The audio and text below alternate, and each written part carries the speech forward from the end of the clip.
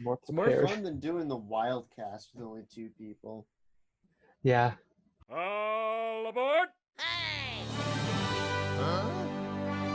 Oops! What? Wow!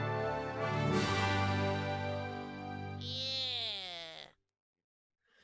Welcome everybody out there in quarantine land to episode 17 of Where Streams Come True, the show where we suffer through the entire good and bad of Disney Plus. I am your host Collins, and joining to me today is just Cameron.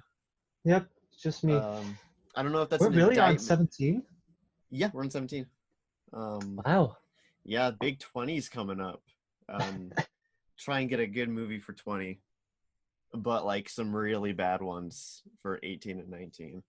I don't know what one we're gonna get today, but chances are it's not gonna be that good.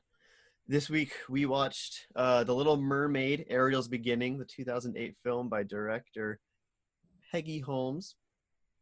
Long before Prince Eric, music was banned by the underwater kingdom of Atlantica. Torn between family duty and her love for music, young Ariel must make the most difficult choice of her life. I disagree with that. Yeah. I feel like the full movie had more difficult choices. So, initial thoughts: have you seen this movie before? What was your experience first viewing and now second? Cameron. I've never seen this movie before, obviously. Yeah. And here's the thing. All of these Disney, there's like the Disney original cartoons have like this certain feel to them, and they're like really magical and very original feeling. And then you get to the sequels, and it's like they just took all the magic away. Yep. And that's how this movie felt. I was just like, right from the moment it started, I was like, here we go. The production company that Disney had that made all these sequels is called Disney Toon, and they did like all the like second and third movies, and like they did Planes and the Plane sequel and stuff. So like if it you can tell when you're watching a Disney Toon movie. Mm-hmm. And as for me, I haven't seen this one. And I barely remembered Little Mermaid, and I remembered a lot of stuff about Little Mermaid, but this mostly how insufferable Flounder is, and stuff like that. And yeah, I didn't absolutely hate it the entire time. There were a couple funny characters, but that was pretty much the only redeeming thing. I thought the plot was stupid. I thought the movie was. It was an hour. It was an hour and 15 minutes or so, but it felt like it was 30 minutes. It felt super short. Like it felt like not much happened. So let's get into. I mean, yeah, that's basically all. I did basically know the plot of this movie when I did the definitive list of Disney princesses episode. Oh yeah. Through all of the sisters of Ariel, and the only characterization that they get is in this movie. Like they're pretty much non-existent from Little Mermaid and Little Mermaid 2. Mm-hmm. And to talk about like, this is this princess and this is her quirk, and that's a whole thing in this movie that I don't think I would have noticed if I hadn't done their bios. Like each princess has their quirk. Like there's the one that loves sleeping, and there's the one that loves makeup, and there's the one that loves boys, and the kleptomaniac. The kleptomaniac. Oh, I hated it. So dumb. Like, and then what's Ariel's quirk? She's a person. Yeah, I guess. I mean, even mostly. Did you get the Footloose vibe from this movie? Yeah, it's basically a Footloose. Well, kind of. I've never seen Footloose. Yeah, so I don't know if dance. I know that dancing was basically banned from whatever town it is, but I don't know if it like was always banned or whatever. But yeah, it does definitely have a Footloose vibe. Yeah. And I think that Ariel is the same voice actress, but there's a couple like Sebastian, for example, who is I believe it's a completely different person, and he sounds. Oh really? Yeah, Sebastian sounds completely different than he does. I haven't seen The Little Mermaid in years, so. Yeah, he sounds. I think he does a better job of the accent. I don't know if the actor actually has the I Jamaican don't know. accent. Just. I don't know, but I think he does a better job than the Sebastian in the first one. Mm-hmm. I think he's got like a much deeper voice. Like when he first comes in this show, I was like, wait, who's that? That's Sebastian. That's not Sebastian. And Flounder, I don't know what Flounder's talks like, and I don't like Flounder. Well, let's go into the full review. Okay. King Triton and his wife, Queen Athena, just Athena, okay, rule over the underwater kingdom of Atlantica, filled hold with on. music. Yes, Athena, really? with music and laughter. Yeah, her name is just Athena. I thought it was Athena because Because he Sebastian said Athena. because Sebastian's the narrator. He's like Athena, so I was like Athena, and then there's like one time where Triton calls her Athena. I was like, wait, her name's Athena? Yeah, so that's the thing. And also Atlantica is just Atlantis. That is just, so dumb. It's Why so did they name it dumb. Atlantica? Like, just say Atlantis. You're already using the names of the Greek gods. So dumb. And maybe it's a Hans Christian Andersen thing. Yeah, Triton. Triton and Triton and Athena. Because there's that whole thing of how Hercules is related to Ariel because of Triton. Well, shouldn't it be Neptune, I think? If they were really related, it should be I don't know. Neptune, I think, is what his name should be instead of Triton. Yeah, but that I don't know. That's the whole thing. But that I don't think this is actually Athena. Anyway, it's filled with music and laughter. They have 7 young daughters: Athena, Alana, Adela, Aquata, Arista, Andrina, and the youngest of whom is Ariel.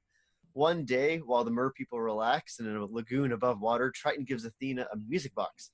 However, a pirate ship approaches. Everyone escapes except Athena, who is killed by the ship when she tries to recover the music box.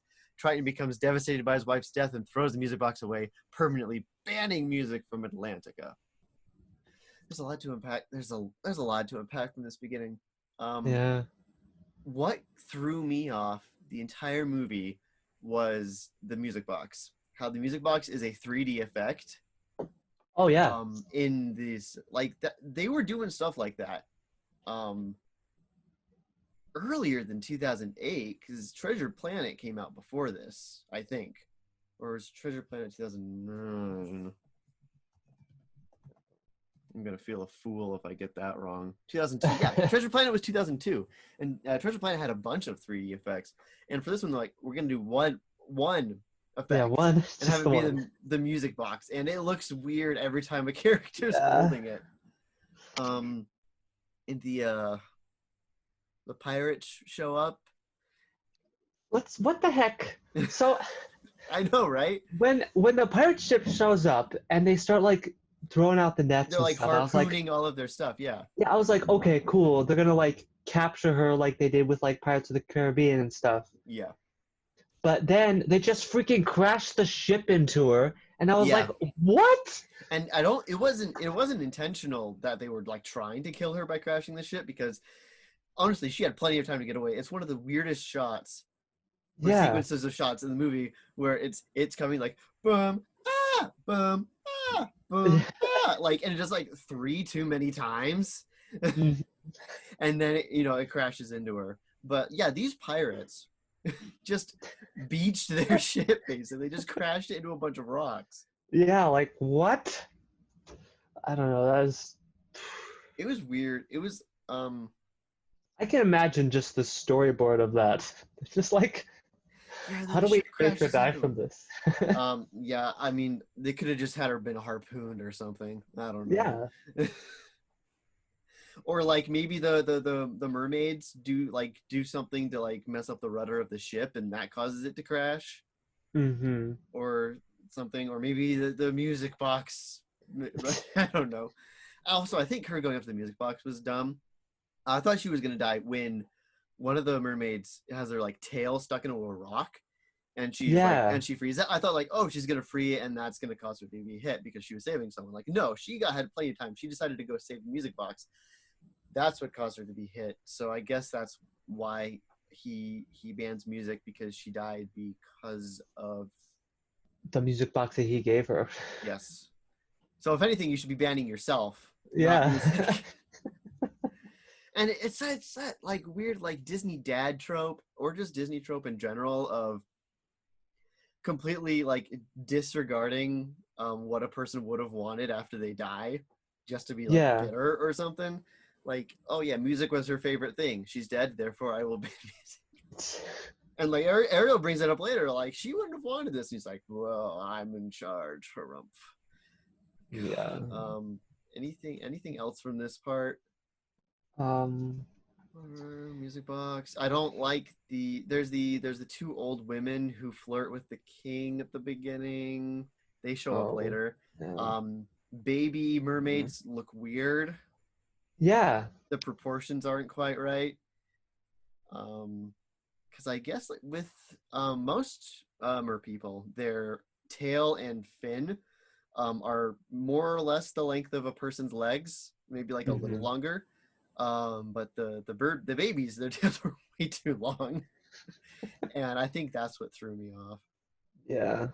And I think their bodies felt a little bit too big as well. Yeah, they were like really round Mm-hmm. in a not like how humans can be round, but like how a lazy artist draws a baby. And in general, with Little Mermaid, just nobody wearing clothes gets old for a while. Wait, did Triton have nipples in this version? I don't remember. Yeah, he did. He did? Because he does not have nipples in the original Little Mermaid, if I'm correct. Oh, really? I think, let me check. Yeah, I gotta look this up now. This is important. Because he does have nipples. Never mind. Oh. There was a whole is King Triton a god? More or less. Yes, kind of. There's a whole video that I watched that was documenting the history of the male nipple in Disney movies and how they were like so reluctant to do anything for the longest time, up until like this sort of the Disney Renaissance era, because like Mowgli has no features on his chest at all. That's right. And there's a few other characters that are like that, and like even like the walk around characters in Disney Plus, like the Tarzan character had no nipples on the suit, and now the Tarzan, really? Yeah, it was like a chest piece suit that had no nipples, but now the Tarzan walk around characters just don't wear a shirt. They just like get a guy who's buff. And like the big turning point was Hercules, I believe, with like the really elaborate swirly nipples on Zeus and stuff. Yeah. And then Triton, of course. I don't know. It was a weird doc, but it was interesting. Like Disney had a lot of weird hang-ups early on with particularly stuff like that. And let's go on. 10 years later, and I'll stop right there because 10 years is a big gap to have for this. Yeah. And you wonder why everyone isn't stunted from having no music for a decade. It's a decade, whatever. Ariel, yes. That like underground club must have started pretty soon after they did that. I think it started almost immediately with Sebastian. 10 years later, Ariel and her sisters live under a strict routine maintained by their governess, Marina Del Rey, which I don't know if that's a reference. I don't know. It sounds like a reference. Like, I know Lana Del Rey, but I feel like she's more recent than 2008. I might be wrong, but that might be what she's a reference to. Should look it up. Lana Del Rey. Yeah, go look it up. Del Rey. I'm actually gonna go to the characters. Let's see. Doesn't say. She's voiced by Sally Field. She's voiced by Sally Field? That is... Yeah. How did they get her for this movie?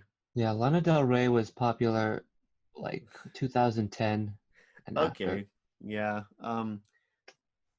But yeah, for those of you who don't watch old movies and stuff, you might recognize Sally Field as Aunt May from Amazing Spider-Man. But she was also in Flying Nun, Smokey and the Bandit, Steel Magnolias, stuff like that. Forrest Gump. Which, yeah, I don't know how they got. And her assistant, Benjamin. Favorite character of the whole movie is Benjamin. Yeah. Absolutely. Benjamin is hilarious. He's like what is he? I don't know. He's a manatee. Okay. He's a Oh. really big manatee. He's big. He's voiced by Jeff Bennett. Cool for him. Marina hates being the girl's governess and longs to be Triton's attaché, a job currently filled by Sebastian the Crab.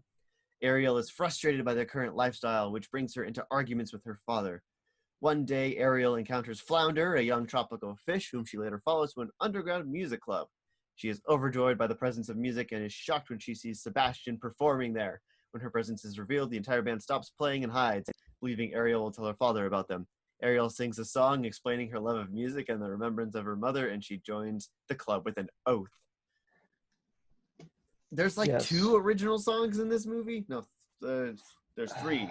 Because there's the one that there's the kind of song that Marina sings when she's like, I'm gonna get Sebastian. It's barely a song. Yeah, And then there's the one that Ariel sings. And then there's the I Remember the song? music box. Yeah. And then they cover Shake Sonora twice. They cover that song twice. And there's like another song that they cover. I don't know. Which I thought was an odd song. I wasn't again, with Disney movies having characters sing songs that have not been written yet for centuries, or or a century, I guess. And that song's a meme now on TikTok with the "Okay, I believe you" part. That Sebastian sings. So I was just thinking about TikTok memes when he was doing that. Oh, okay, sure. I'm not a huge fan of that song, and they did it twice. They did you've got a Rastafarian crab. Yeah. Singing like, I guess it's a Latin American song, like a pop song from like the 50s or something that you see like in old musicals. I think I might be completely forgetting when that song came out, but let's go through this. Yes. So the song that she sings, I think that's a real dumb moment. Everybody flips out and leaves, and then she's like, yeah. and starts hitting things and giggling, and they must be like, what is she doing? She's crazy. Yeah. And then she starts playing, and then everyone's like, oh yeah, she's cool. Guess whatever. I guess. I don't know.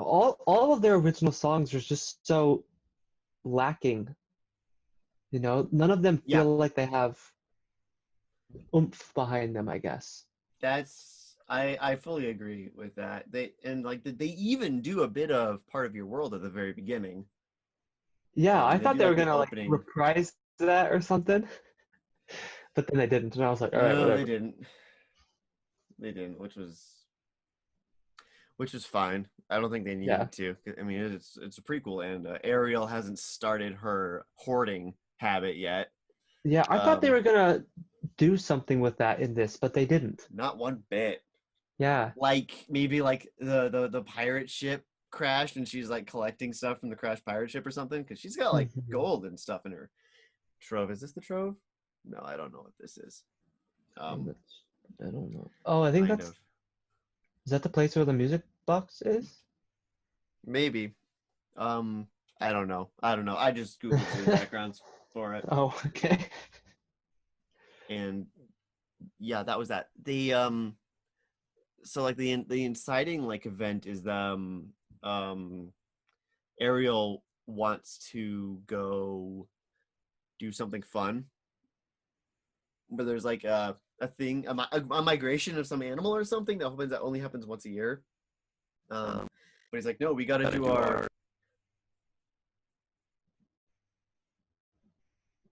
walk. Yeah, we got to do our walk. I just got a giant. Your internet connection is unstable. I was like, oh no. Yeah, they do their like walk, which is just I don't know. Like they go from point A to point B. That's basically it. And it's like, it looked like they just did a walk. It wasn't even like I was like, oh, they're gonna survey the kingdom. They did not. And that was a pet peeve I had with this too, because I feel like the only time you see Atlantica is from a distance. Like there's always like the palace. You're either like inside a room in it, or you're seeing it from a distance. Like what do the like streets look like? I don't Yeah. remember. I don't remember from Little Mermaid if they even do that then. But yeah, they go from point A to point B, and honestly, dude, Triton, I think 10 years is long enough to get over it. I'm gonna say a decade. A decade is Yeah, a long jeez. time. You should be, well, not like over it, but like you should have been able to move on. You should have finished grieving. Because 10, I can't imagine 10 years. That's like I've only been alive for 2 of those in a few years. I can't imagine being mad about something 10 years from now. I was know. like, no, I'm the king. I'm in charge. And later when it's like, music's illegal. But why? Because I said so. But why? Because it's illegal. But why? Just talking in circles. Just because it is. It's Well, real also, on the walk, they do that weird thing with the guy, the merman. Oh and yeah, they, where like, she's flirting with him, and then Ariel tickles her with it, and she freaks out, and he's like, Yeah. "Ew." Was it just me, or is it just weird seeing the merman? The merman are all weird except for Triton. Yeah, I was like, what? Ew. I don't know what it is. Their like bodies are like really square or something. Like Triton he's like massive and muscular, but he looks like a person. Most of the Yeah. mermen look boxy. Like a drawing I would have done as a kid. Yeah. I mean, I can't draw as good as this movie, of course, but like Yeah. it's very just like straight lines. I don't know. I can't put my finger quite on why they look weird. Something. I don't know. It's something. Yeah, you get the classic like, I don't like you anymore because you freaked out or something. Which like if I was him, I would have, she would have flirted and you'd be like, flirt back. She gets tickled. That's funny. I would have given that voice, that face he does. I would have given that face after she flips out on her sister. That's what it would have been like. Maybe not.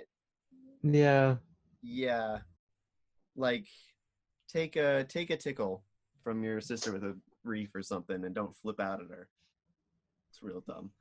And Marina's always late because the girls don't want to get up on time. That's a thing.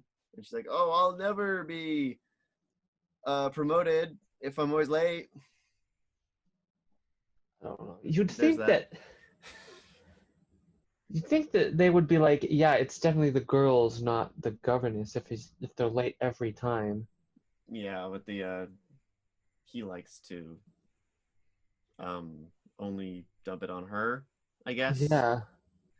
I don't know. Triton's like in a haze for most of this movie, where he's like, just, okay. Yeah, he's kind of like We've got to do this. the King of Ronin. Sure, I don't know what that's a reference to, but I No, think that like makes sense not to me. Ronin. Rohan. That's it's called Rohan. Oh yeah, With, yeah, like, yeah. He's like Theoden. Yeah, at the Theoden. beginning of Two Towers. And Sebastian's Wormtongue in this case, I guess. I don't know. That doesn't really work too well. But I don't know what Sebastian does. Yeah, he has some like, have you been seeing to your kingdom duties? And they're all like, yes. Like, what do they do? Yeah, they're princesses. He sends Ariel to clean crustaceans, which made no sense to me because you are underwater. Cleaning crustaceans off the bottom of a boat, that's necessary, but like cleaning crustaceans off of the seafloor is dumb, 1, and 2, they're alive, so yeah, you're just gonna go out and kill a bunch of you're a mermaid, so you like, I guess it's like pest removal or I don't know, it's real dumb. And she comes across Flounder, who's boop boop-a-dooping on some coral pipes or something. Yeah. And these like shark guys instantly show up like, music's illegal, get them, and they're like gonna kill Flounder or something, or just throw him into the dungeon, which is real dumb. Yeah. And another thing I noticed when they go to the dungeon later in the movie, the only cell that's full is the one of the people who get arrested for playing music. So their crime is basically non-existent in Atlantica unless Yeah. you hum something or go boop boop on a thing. Then you're gonna get sent to the dungeon indefinitely, which is a very that's a very Disney thing. Whatever. Anything else there? The underwater club. It's like it's a catfish club. Yeah. And Just whatever. They're in prison. yeah, you have to like go up to a thing and Um, knock a certain way, and then that opens One up. thing I noticed. Yeah, Yeah, and then there's a secret password for the next door. yeah, which is real.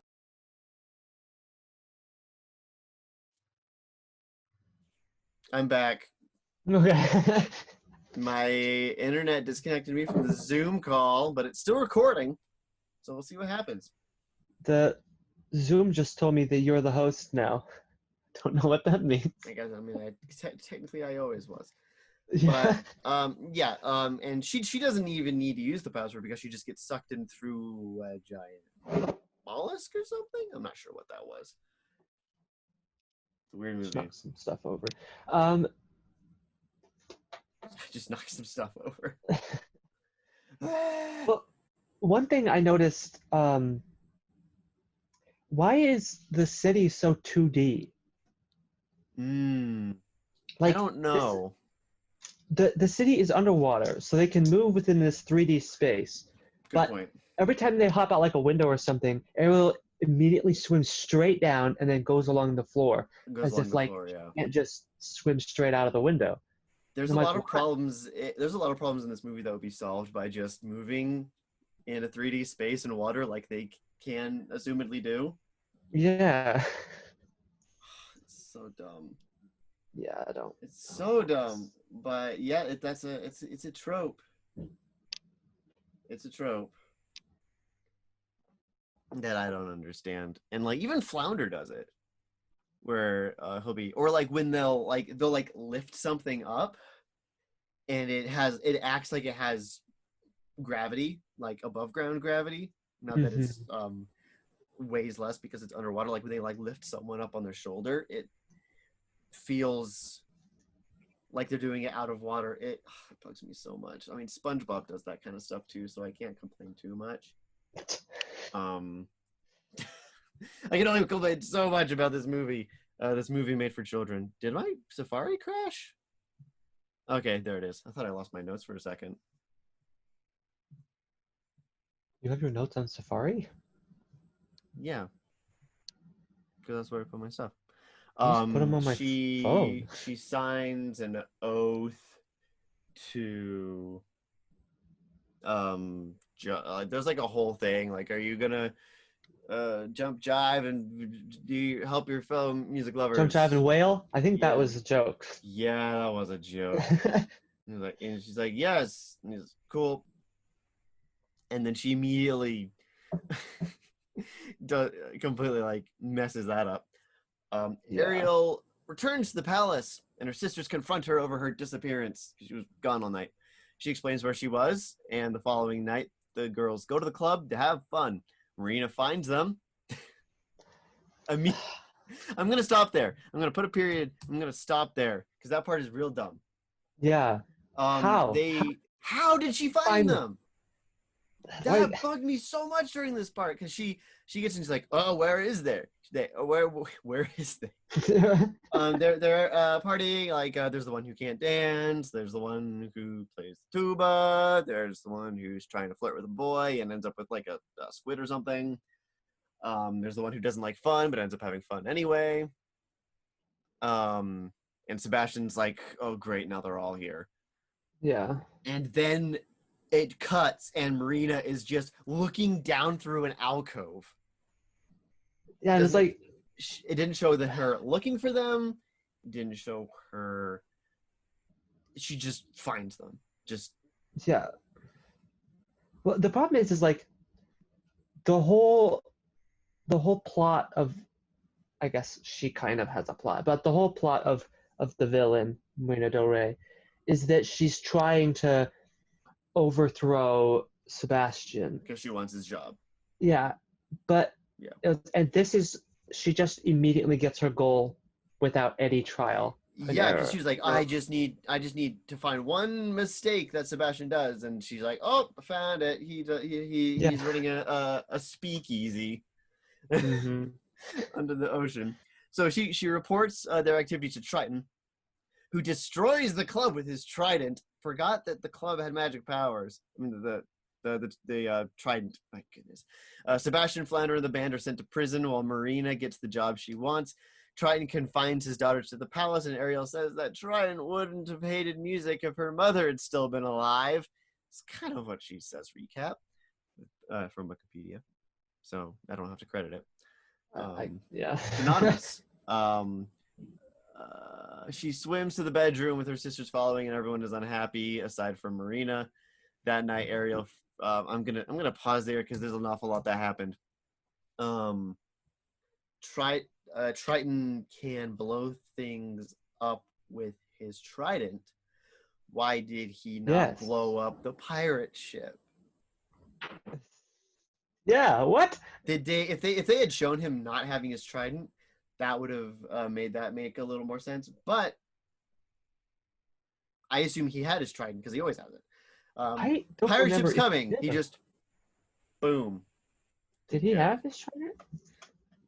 I don't think so. Yeah, you can look up that part.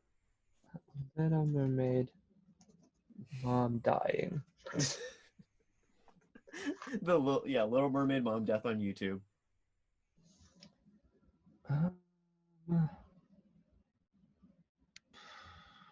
He may not have his trident. He doesn't seem to have his No, he doesn't have it. He doesn't. Nope, he doesn't. Interesting. He seemed like he doesn't have the trident until she's dead. As if like he didn't need it or something. So maybe that's why he has it with him all the time. Maybe. I mean, they didn't give any backstory to his trident, why he has it or why he doesn't. Like he could have blown up that pirate ship. Anyway, so he blows up the speakeasy. Marina gets the job she wants, and she has like a musical number. No, does she? Marina? Yeah. Marina has a musical number. Yeah, she has a reprisal of her original. I've got all the stuff I want. Like throw out those windows, all this stuff. And the guy comes in and is like, "How long has she been in charge?" He's like, "Oh, we're going on 7 minutes." Yeah. It's good. It's good. It's some good stuff. Sure. My goodness. It's just I already forgot his name. What's his name? Eugene? Benjamin. You'd think that Benjamin would be an easy name to remember, but it ain't. It ain't an easy name to remember. He's not in this film enough. He's not, because he's really funny. Because he's like, he talks super quiet and he just like says stuff. I don't know, he's like bluntly honest, but like in a super nice way. Mm-hmm. I don't know. I think Benjamin is an underrated character, severely underrated character in this movie. Yeah. So that night, they get back and everyone's mad at Ariel because she brought them to the club. And she's like, yeah, but everyone was happy. Look at everyone. Nobody's happy now. Well, you were happy. You were happy. Like, yeah. What's up? And also, it's your decision to go. Like they wanted to go. She didn't invite them. Yeah. They were like, where were you? And then she like gave up and spilled the beans. Mm-hmm. And then they went. So that night, Ariel frees her friends and leaves Atlantica. Sebastian leads them to a deserted place far away from the palace, where Ariel finds Athena's music box, as Sebastian hoped. In the kingdom, Marina happily talks to Triton about her new job, but Athena informs Triton that Ariel is not in Atlantica. While Triton orders his guards to find her, angering Marina in her lair, Marina tells Benjamin that she tells Benjamin that she doesn't tell Benjamin. She steals the key from Benjamin and releases her electric eels from the dungeon. Marina is about to finish the job to have Sebastian killed and Ariel eliminated from the palace. Ariel, Flounder, and Sebastian decide to return to Atlantica to bring the music box to Triton, hoping that it will change his mind as he has not remembered how to be happy. Sure. Oh. For 10 years, I just don't remember how to be happy, man. Just forgot. Oh, just forgot. Whoops, forgot. Gotta be happy. I thought that they were gonna reveal that the place that Sebastian leads them to ends up being that like party area from the first movie where he does Under the Sea. Oh. See, when I thought when that's what that was. When she found that little alcove where the shell was, I thought that was going to be her hoarding stash. Yeah, that was gonna turn into a horror stash. Hey, maybe it does. Maybe it does. Maybe it is. Could be. I don't remember what it looked. It was kind of had. I don't remember mirrors though. There was like a lot of mirrors in this one though. Oh, there were. Which kind of threw me, and I was like, oh, I don't think it's that one though, because her stash doesn't have mirrors. Interesting. It has real mirrors that she stole from humans. Yeah, real mirrors that she stole from humans. Some shipwrecks, I'm assuming. Yeah. I don't freaking know. Yeah, and they're all like, so you brought us all the way out here, so Ariel might find a music box, which might want her to go back. And he's like, yeah, that was the plan. And they're like, you're dumb. Stupid plan, yeah. Some recognizable voice actors. I don't know the names, but there's some recognizable voices in the band.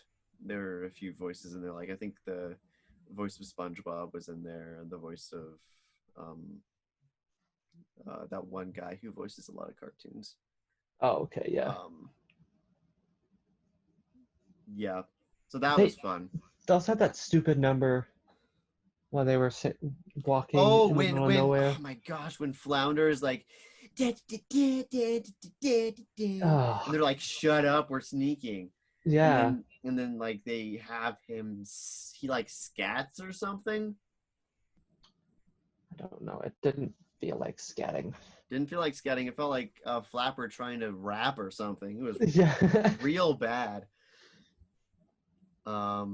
So, and there's a reference to the shot of Ariel like up on the rock from the first movie where she's like the hair goes back and she's like, and Marina does that. Except her hair is all matted, and it's the flamingo pecks at her. Not the flamingo. Oh my gosh, I'm still thinking about last time. Pigeon, seagull. Gosh, bird names. Everybody is a seagull. Seagull like pecks at her. She's like, "Don't touch me." Another one. I thought that was funny. Mm-hmm. And she's got these electric eels that she keeps in a dungeon that Benjamin has to feed, and Benjamin keeps the key. And she's given him instructions never to give it to her in a fit of rage. Yeah, she's like, I'm not angry. I'm not angry, I'm completely calm. And then she distracts him by saying, look, there's a pretty fish. And then steals it, lets the eels out. The eels are basically useless. And so most of the band refuses to go back, but they're like, hey, if we give this music box to Triton, that'll make everything okay. Right? Sure. Also, how is it that far away? When he originally threw it, it looked like it maybe went a mile. Like there's no way Trident just went. Well, just maybe they were already super far away because they were at the reef. Oh. Yeah, maybe that reef they were at was already pretty far away from Atlantica. Mm-hmm. I don't want to have to think about the geography of Little Mermaid, but I'm sure somebody's mapped it out. Comment that down below, the map of Atlantica. So her plan is to kill Sebastian and kill Ariel. Yeah, I guess. And then she dresses up as a commando with like a bunch of like coral knives strapped to her chest. Yeah. I thought it was pretty funny. But am I getting just a bunch of emails right now? I'm getting so many emails right now. Whatever. So if I look distracted, that's why. Okay. So Ariel. It's not that this isn't interesting. Okay, on the way back, they are confronted by Marina and her eels. Before music is restored back to Atlantica, the final battle begins. Calm down, Wikipedia. This is not the final battle. The final battle begins when Ariel is banned from Atlantica by Marina, because I guess Marina has that authority now. Wait, what? Yeah, I guess that's the thing that happens. She's like, "You're banned." I totally missed that part. Yeah, me too. Marina wants to stop them, so she will retain her position of power, and a struggle ensues. I thought she just wanted to kill them. Whatever. Maybe she was like, before I kill you, maybe you'll just go away if I tell you to. Florial and Ariel are rescued by the electric eels by the band. The band returns and helps, kind of. Yeah, not really. Like when there's one going after Flounder, and Sebastian's like, "Oh, I'll save you," and just grabs onto its tail and just like, "Ah, I got the tail." I admit it. This was the part where I really had trouble paying attention. Yeah. Triton arrives just in time, seeing Ariel has helped the band defeat the eels by having them tangle themselves. Classic Disney. They probably reused some animation for that. Marina barrels toward Sebastian and tries to kill him, but Ariel pushes her away, getting hit in the process and faints. Triton witnesses this and blames himself, which, like, does he think Ariel's dead at that point? Because that's kind of what I thought. It was like that he thought Ariel was dead. No. Or he just was like, "Oh no, she's been knocked it out. It's my fault." He sings the lyrics to Athena's song, and Ariel wakes up. Triton apologizes to her for not listening to her and sends her home to the palace before he orders his guards to place Marina under arrest. On the next day, thanks to Ariel, Triton restores music to Atlantica and appoints Sebastian as Atlantica's first official court composer, which is his position in Little Mermaid. So continuity, I guess. We got an entire movie to explain why music is illegal and why Sebastian has a job. Yeah, like why didn't they explain her hoarding problem? They should. Or That's the other problems with actual Ariel. It's the big problem with this movie is if you have a prequel, the prequel needs to add something to the original. This added nothing because it didn't change anything. Because it's like just so you know, for 10 years before Little Mermaid, music was illegal. Does that affect Little Mermaid at all? No. It does not affect it one bit. Also, then they had the musical shell was like some magical piece that like turned their statue gold again and like rejuvenated their garden. Yeah. They like put it on a pedestal and then everything turned gold and like the garden went all pretty again and I was like, what? So the lack of music Just don't know. Also, I feel like when everyone, including Ariel and her sisters and their friends, Flounder and Sebastian, rejoices except Marina, who was sent to jail, blah blah blah. I feel like the populace were a little too excited about music being brought back. I'm sure that some of them grew up with no music if they were less than 10 years old. Because he's like basically saying like, "Hey everybody, just so you know, if you play music now, I won't lock you up for the rest of your life." And they're all like, "Woo!" Because they should have been like, "Thanks, yeah, we don't really sing that much." It's like you want you just want us to like sing your praises now because you're like, "Oh, you're not under constant threat of being arrested. Thank you so much, King." Yeah. I still don't feel safe here. So dumb. So dumb. Yeah. Marina's sent to jail. And Benjamin did nothing wrong. I don't know why they sent Benjamin to jail. And he gets a great final bit where he's like, "See, what did we learn from this? So Don't. don't be mean. Yeah. And she's like, oh yeah, maybe you're onto something. He's like, yes, maybe I am. I love Benjamin. Benjamin, hey, this is a valid prequel because it introduced Benjamin. But there's not enough. There's not enough Benjamin stuff. There should be more Benjamin content, but there isn't. I wonder if there's Benjamin merch. Benjamin. Good old Benjamin. Mermaid. Gotta get that Benjamin plushie. Yeah, let me go to shopping area of Google. Oh my gosh. Yeah, everyone the suggested one is stuffed animal. I don't think there's any in shop there eBay. On eBay you can get a stuffed animal of Benjamin, I think. Nope, not even on eBay. Etsy maybe? I mean, Benjamin the manatee from Little Mermaid 3. Yeah, there's no merch of Benjamin. What? This movie made no money. What a absolute shame. Benjamin is the best character in all of Little Mermaid. Benjamin's a good role model for kids, not Ariel. Yeah, that's true. I mean, I guess Ariel, taken abstractly, is a good role model because it's following your dreams, breaking out on your own. Not followed literally, however, because that would be drowning yourself. I don't know. I don't know. But yeah, I know whatever. Ariel's a somewhat good role model. Aside from falling in love with the first person you meet, that's a Disney trope though. And they do sort of like fudge with the ages in this movie, like Disney always does, because everyone's always like, in the original story, Ariel was 11 years old. What the heck, Disney? But it's like, she's obviously not that age in the Disney movie. Disney always. Well, she's like 14 in this movie, right?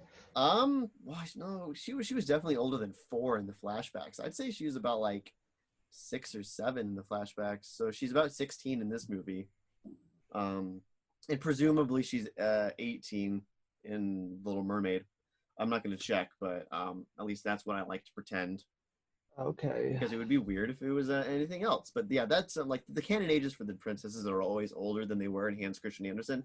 Because Hans Christian Andersen was a weird dude. Yeah. Who wrote stories about little girls getting married to 40-year-old men. Yeah. Yeah. So let's move on to final thoughts and moment of the movie. If you've got one, you can shout it out. I'm still thinking. Final thoughts. I don't think yeah. So I don't know if this, I guess it never bugged me in the first one because I saw it so long ago. But in this one, at least, because I saw it recently. So Ariel has this weird, like, front hair foop thing. Oh, yeah. Yeah. Yeah, that really bugs me.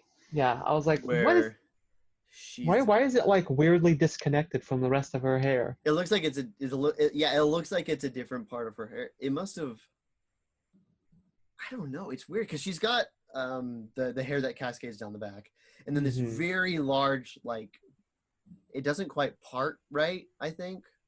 It must have taken forever to grow out like that. Like, yeah. She would have had to like cut her hair going, part it, and then like cut this hair, but not cut that. I don't know how hair works. Hair's weird. Maybe it's just her bangs. I don't know. Maybe it is, and she's just got really long bangs. I was gonna have Sarah on this podcast, but she's unavailable, and she could have explained how hair worked. Yeah, that would have been nice. Or reaffirmed our suspicions that Ariel's hair is really bonkers.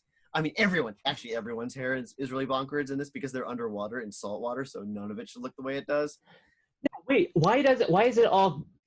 That brings up another thing. Why does the hair always go down? Yeah. See? It's a problem. At least Marina has wigs. That's also a thing that I wanted to bring up.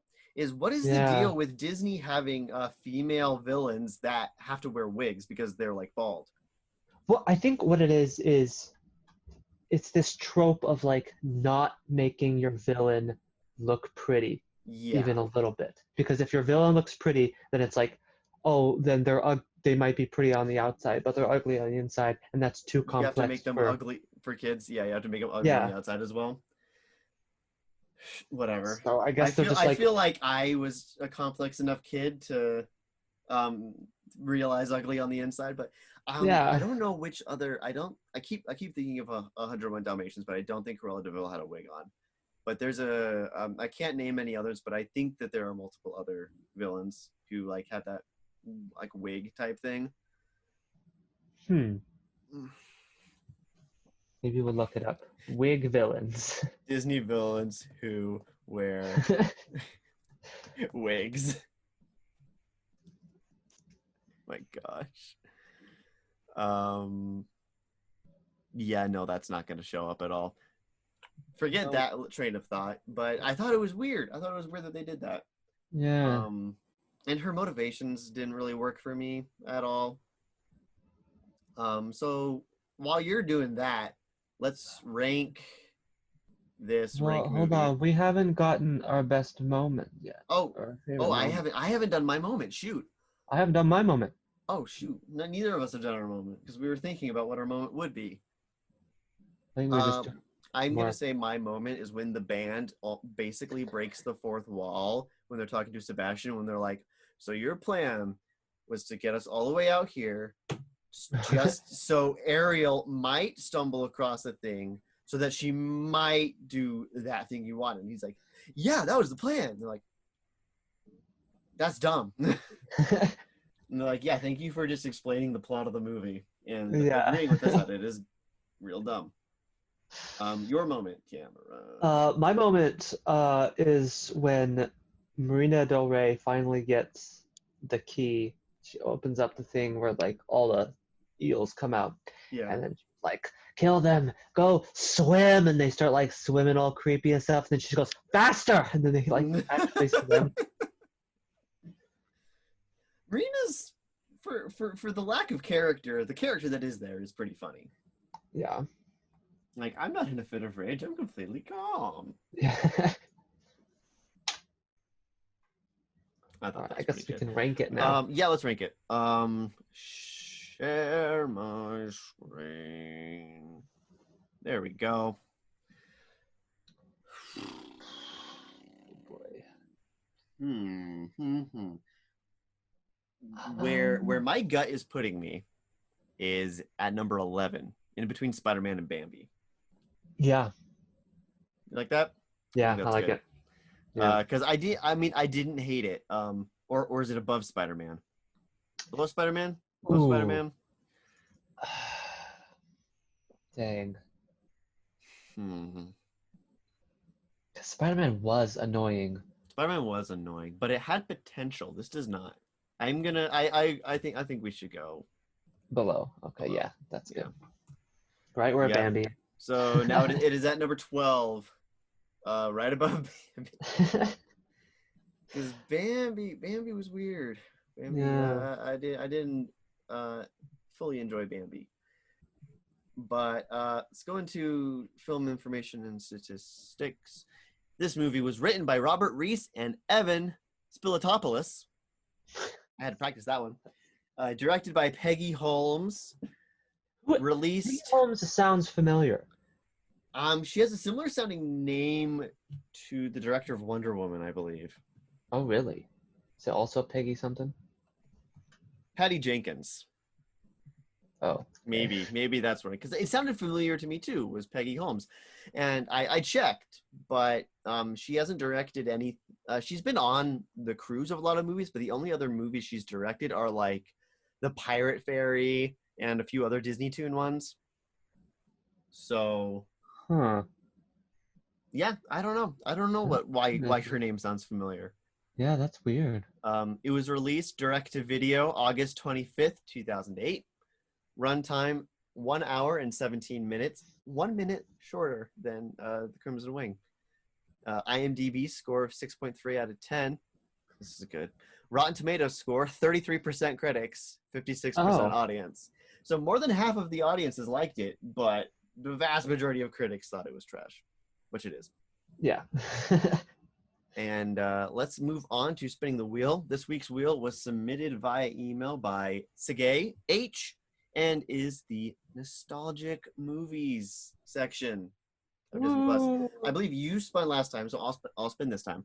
It's good because I'm trapped. I'm gonna knock over everything if I get out of this trap. I wonder if you can see my ladder if I pull it out.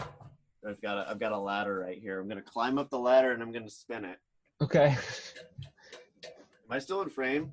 No, the virtual background cut you out. All right, going up the ladder. All right. Okay. Oh, okay. Interesting. It cut it off because there was a comma, so it implied that it was two different movies. But I can see which movie the wheel was intending, and it is My Dog the Thief from 1969. My Dog the Thief. Oh no, this sounds bad. This sounds like something special. I mean, look at that up on Disney. Dubbing over a dog. My Dog the Thief. Oh my goodness. Let me share my screen. Okay. Yep, so this is My Dog the Thief. A traffic reporter for a local radio station gets a ratings boost when a St. Bernard stows away on his helicopter, but the furry kleptomaniac keeps them both in deep trouble when he casually lifts $1 million necklace from a team of professional jewel thieves. This program is presented as originally created. It may contain outdated cultural depictions. Gosh dang it! Another one! Well, Disney, you got us again.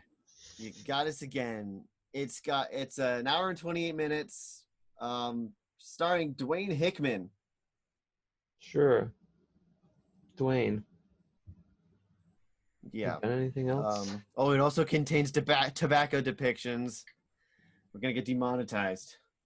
For tobacco? No. No, we're not. For the outdated cultural depictions. Oh yeah. Maybe. That was, I don't know if I brought this up in the podcast, but YouTube had an issue with Santa's Workshop. Really? Remember when I first uploaded it? Oh yeah. Yeah, it demonetized it. So I just tried it again and then it didn't. So YouTube found something that I didn't like in Santa's Workshop. I mean, I found something I didn't like in Santa's Workshop, which was the entirety of Santa's Workshop, which is why it's second and lowest. So that is what we'll be watching next time is My Dog the Thief. My goodness. Now let's choose next week's wheel. Yes. I have an idea of what I want for episode 20. Okay. So I'll present that to you now. We're doing 18, right? Yeah, we're doing 18. I want this was recently by Nicholas on email. I want the Frozen collection for 20 because I really want the chance to talk about Frozen 2 and have Sarah on the episode because we've got so much lore to talk about with that movie. So I'm going to hold up on Frozen 2 for that. But for next time, we keep joking about doing Pirates of the Caribbean. I say we do Pirates of the Caribbean. For episode 18? For episode 18, yeah. All right. I think that'll be a good palate cleanser. Let's put that right there. That's my pitch. Is because like the past like 3 episodes we've been like, yeah, let's do Pirates of the Caribbean, but then we just had to do something else. So it's because we were like saving it.